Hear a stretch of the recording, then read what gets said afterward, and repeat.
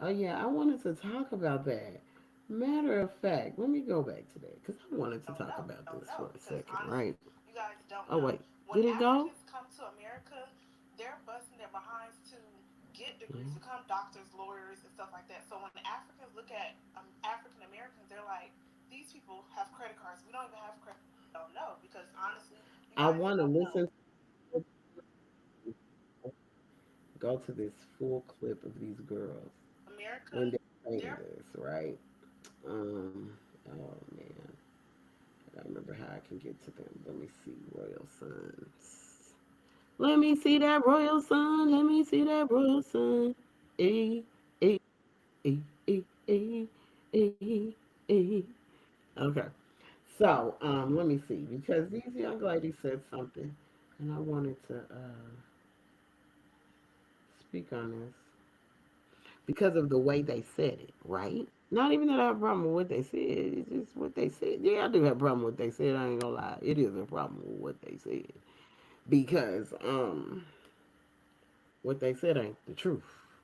And I want to be the one to speak on it because I get so tired of people telling the story and then they don't have the whole story together. They ain't got everything together, right? It's just what they're assuming because that's maybe what somebody told them or they assumed it when they got here, right? I want y'all to listen You to these guys young don't ladies. know. When Africans come to America, they're busting their behinds to get degrees, become doctors, lawyers, and stuff like that. So when Africans look at African Americans, they're like, these people have credit cards. We don't even have credit cards. These people are not even working, and we come here and we busting our asses, and now we're doing this. We're now six figures, and these people have all these years to become all these great jobs and careers, and they're not doing anything. I'm just saying this is what they're saying. Yeah, this is the conversation. It's like y'all have all this time to get free money, free loans, and you don't get that back at home.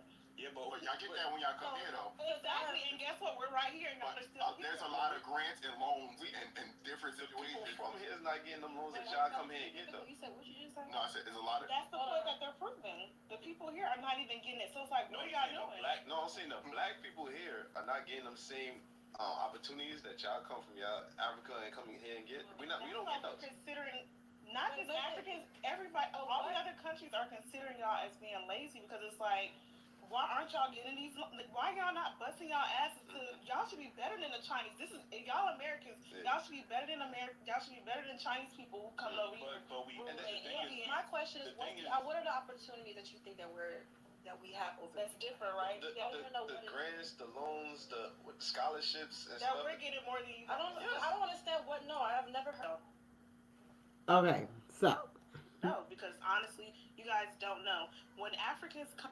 so No, because honestly, they don't say know. when they No, come because over honestly, here from any country, they say we're lazy. They say that we lazy. That's what they say, right?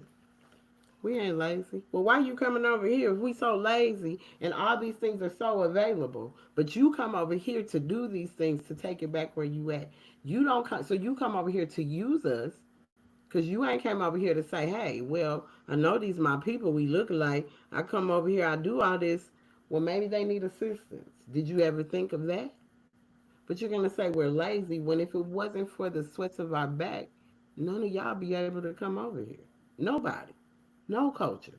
It came off the sweats of our ancestors' backs that y'all even have ability to get here, to even come over here, to even be on this, to even have any of that. So for you to say we're lazy, you don't know what we've been through as a mother, as a family, as a people. You have no idea. It's what your assumption is. And it's a bad assumption because that's what you're assuming that we are. But we far from lazy. My mom worked 2 jobs my whole life. I very seldom seen my mom. Lazy, wrong.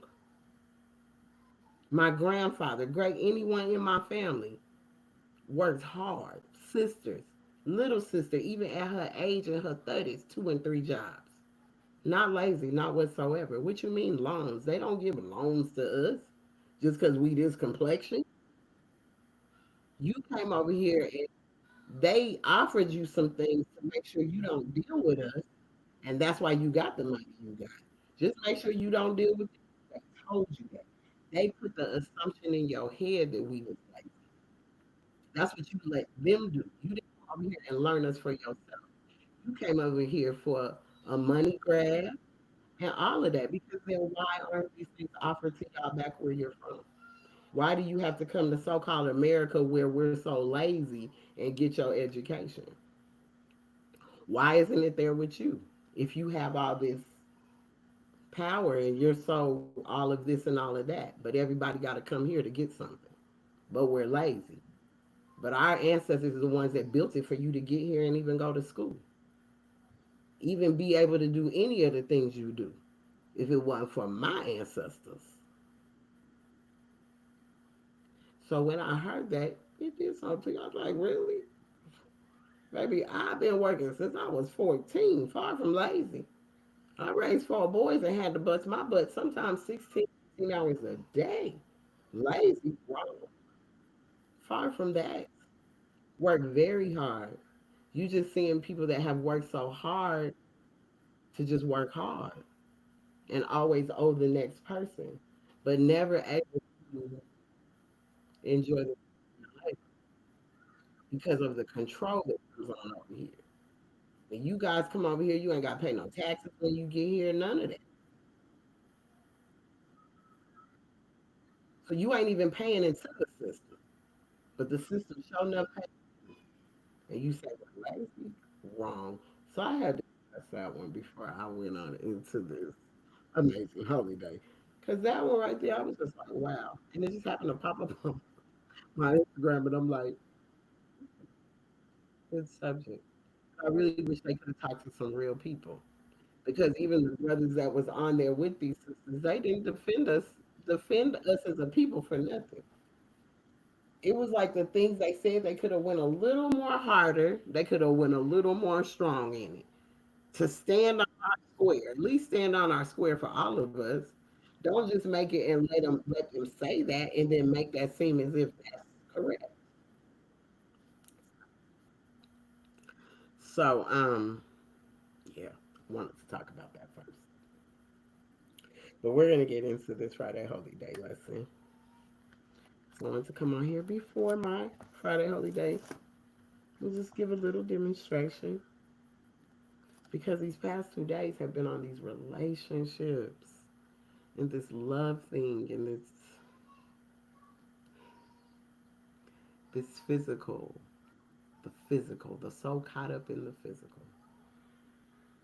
And just some more things of listening today and discussing these things and wow, you know, that's why I say, what is love? Who taught you how to love? Do you even know what that is? And if who taught you how to love, and can you tell me what that even means when you so called are in love with someone? Islam? That's just a question for y'all for the evening that y'all can answer. Is it more important to be in love with that physical part or more to get in tune and fall in love with the person, fall in love with their essence, fall in love with who they are, not what you can see, not physically. But what about the things you can't see? What about things you can't see? Can you fall in love with those things?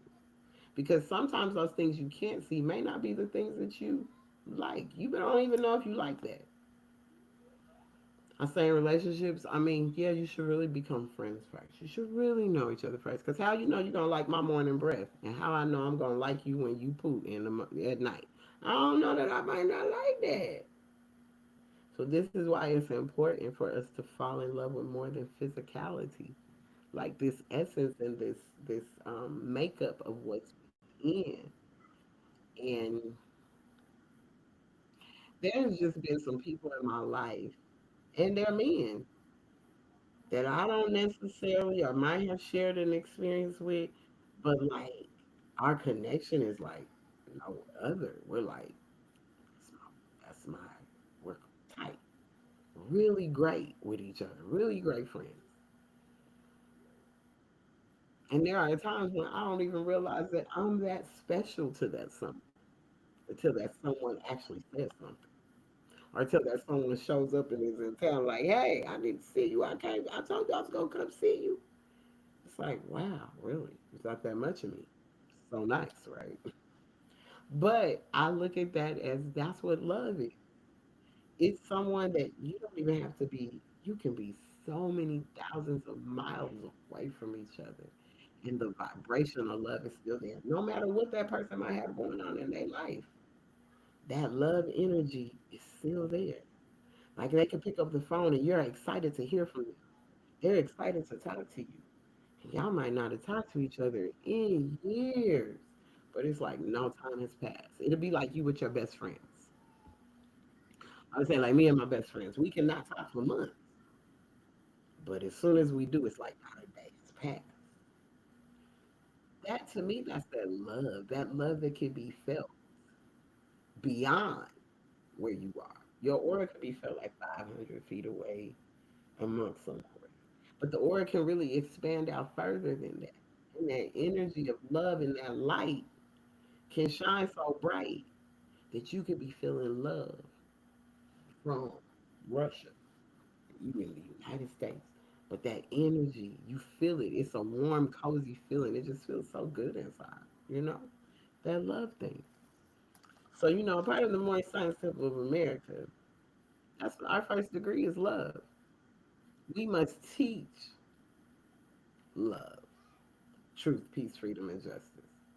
We're learning how to love instead of hate because we've all just learned how to hate. You can say somebody taught you how to love, but no, they didn't. Because love is something that doesn't demand it in return. So none of us have really been taught what love really is and what that looks like. We think that's what it is, but we really don't know that's what it is. Islam.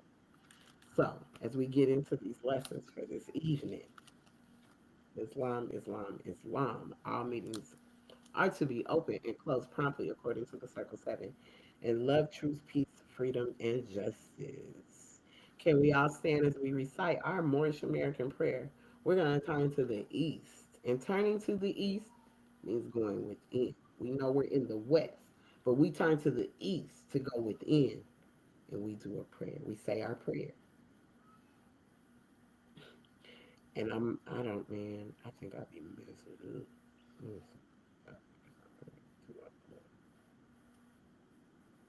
Our fingers on the left, two on the right, with our heels touching one another, standing on our square. Repeat after me.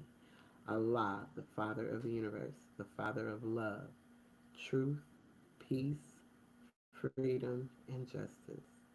Allah is my protector, my guide, and my salvation by night and by day through his holy prophet, Drew Ali. Amen.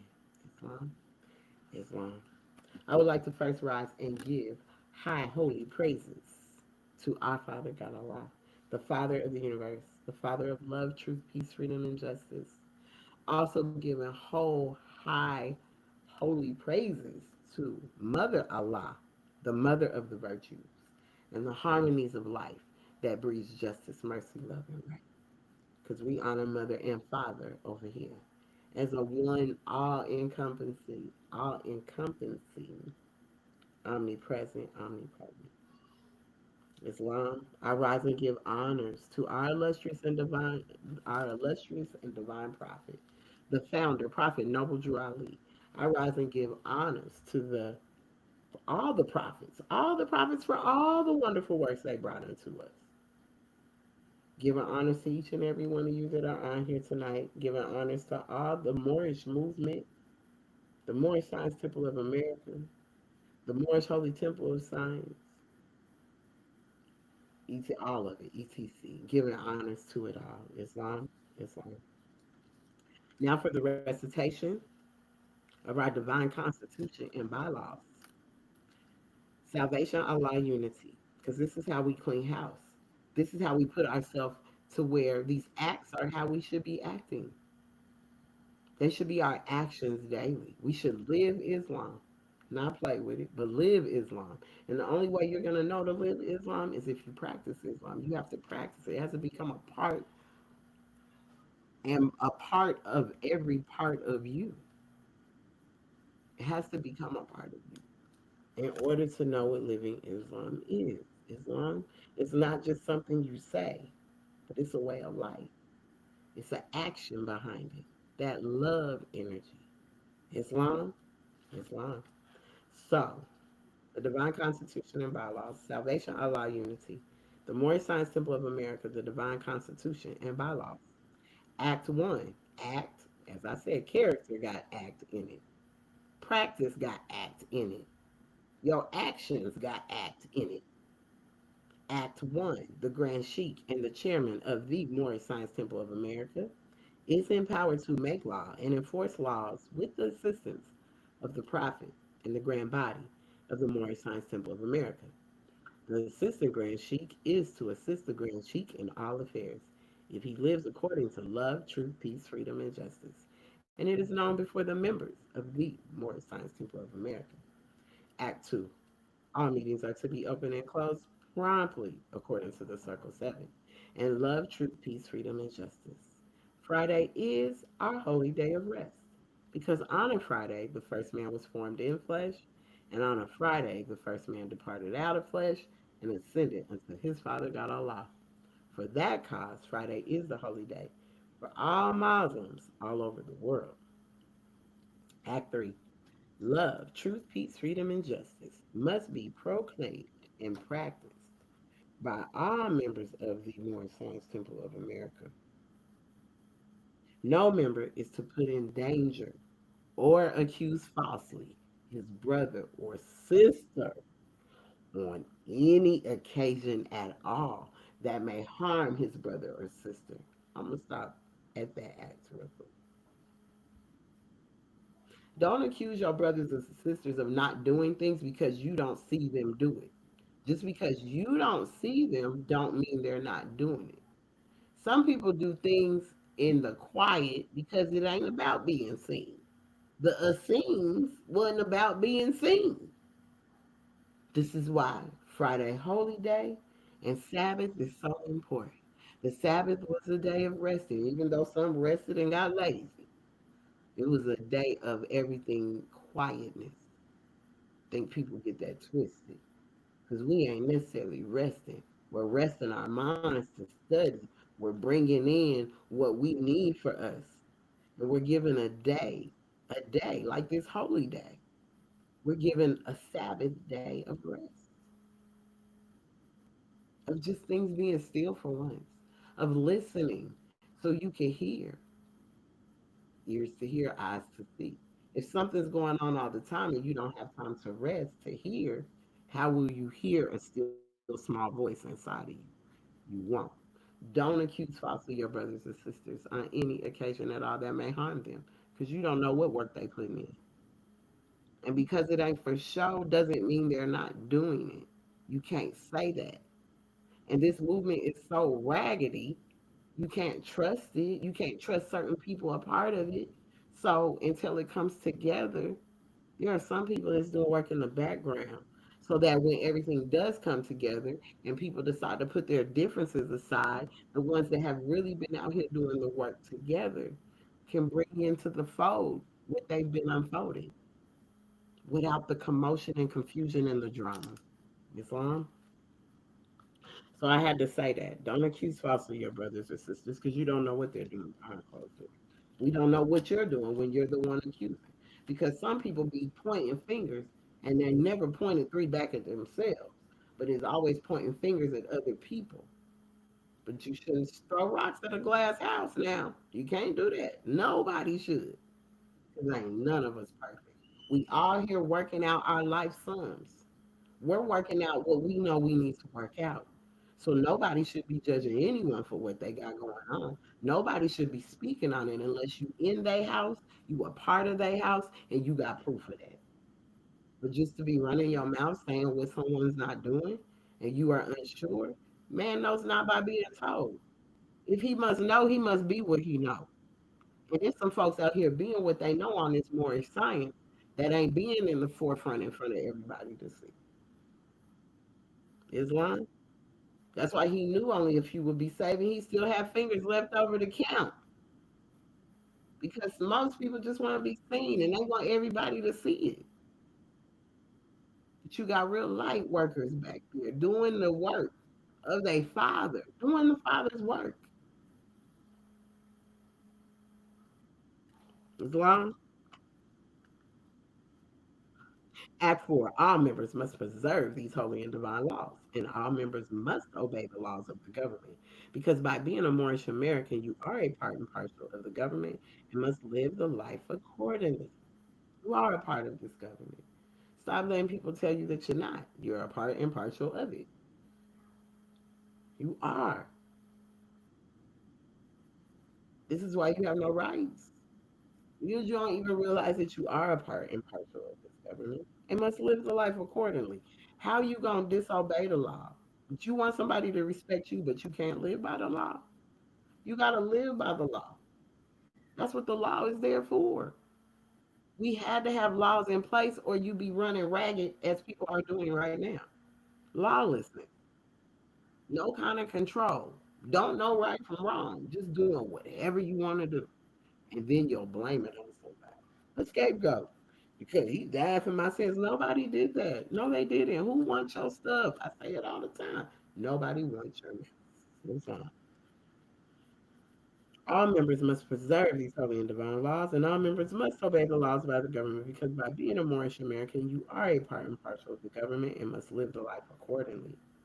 Act 5, this organization of the Moorish Science Temple of America is not to cause any confusion or to overthrow the laws and constitution of the said government, but to obey hereby. Act 6, with us all members must proclaim their nationality. And we are teaching our people their nationality and their divine creed. So there's two parts to this vote.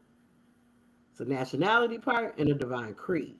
That they may know that they are a part impartial of this said government and know that they are not Negroes, color folks, black people, or Ethiopians because these names were given to slaves by slaveholders in 1779 and lasted until 1865 during the time of slavery. But this is a new era of time now, and all men now must proclaim their free national name to be recognized by the government in which they live and the nations of the earth. This is the reason why Allah, the great God of the universe, ordained the noble Drew Ali, the prophet, to redeem his people from their sinful ways. He came to redeem us from our sinful ways, not knowing our nationality, not knowing our divine creed, our sinful ways. We turned from our ancestors. We turned from Allah and decided to follow behind things we knew nothing about, a religion we knew nothing about, a so-called God we knew nothing about. These things that they brought to us, we didn't know nothing about that. We turned from Allah. So you don't expect him to turn from you? You turned from him.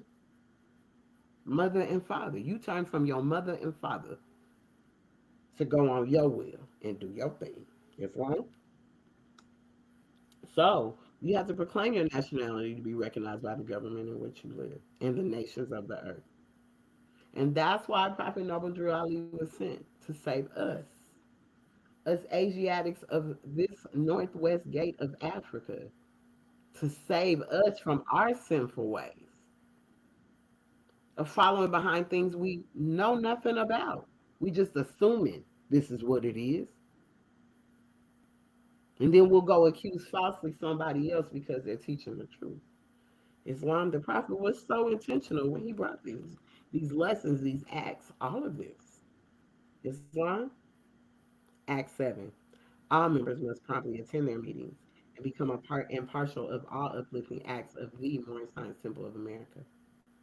So that means doing anything that's uplifting to the movement, whether it's out building with communities, whether you're out feeding someone, whether you're out ministering to someone.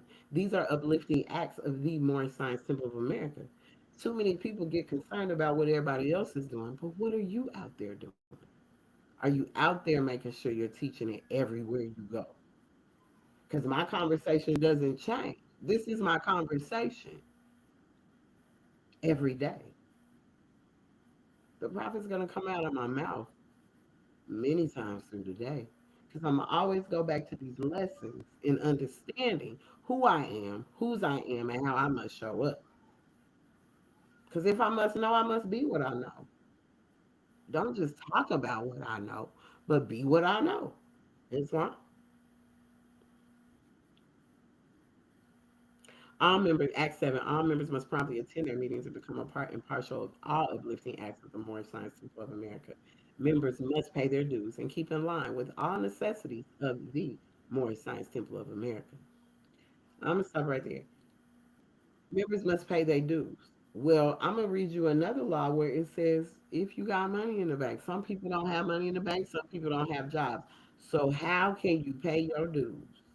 Well, even biblically, when they were paying tithes, there was a lady that couldn't pay her tithes. Tithes are being, go be a servant amongst someone. Go and help someone.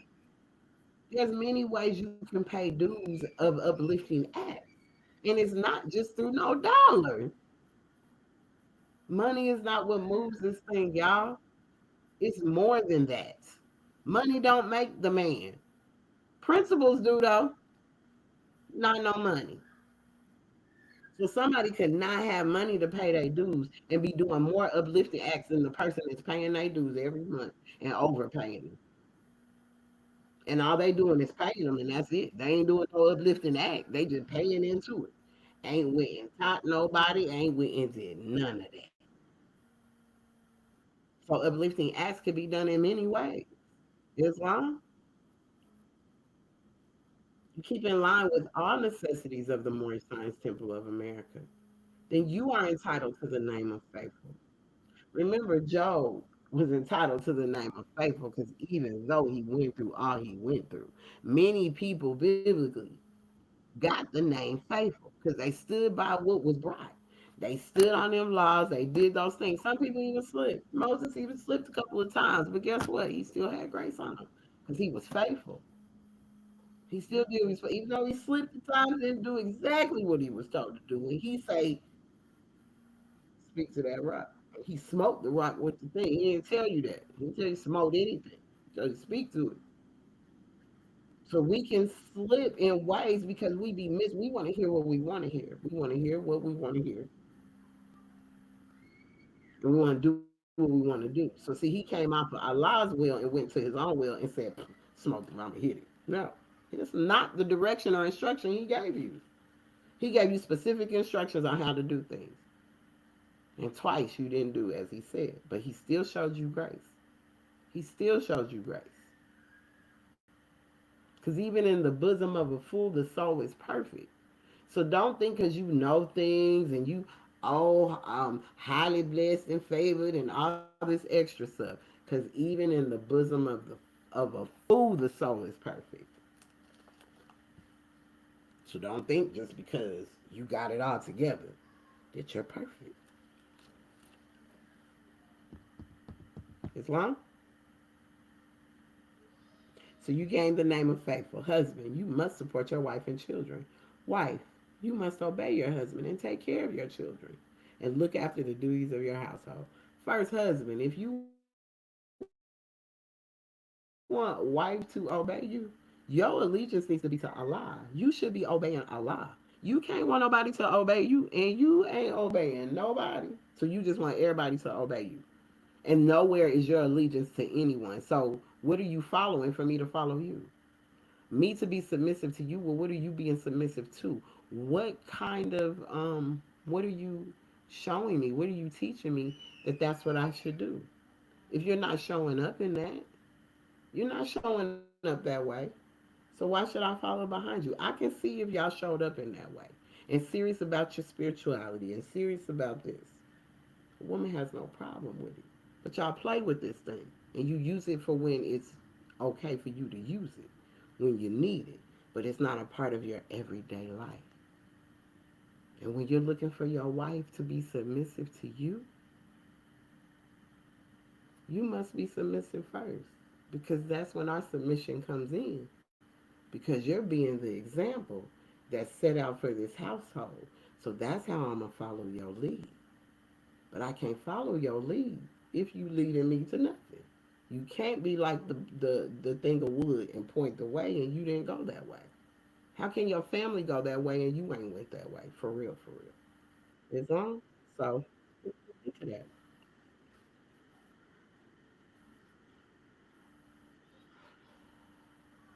So you can't. You got to think of that, right? So even with saying that, so wife, take care of your children and look after the duties of your household. Sons and daughters must obey father and mother and be industrious and become a part of the uplifting of fallen humanity. All Moorish Americans must keep their hearts and minds pure with love and their bodies clean with water. This divine covenant is from your holy prophet, Noble Drew Ali,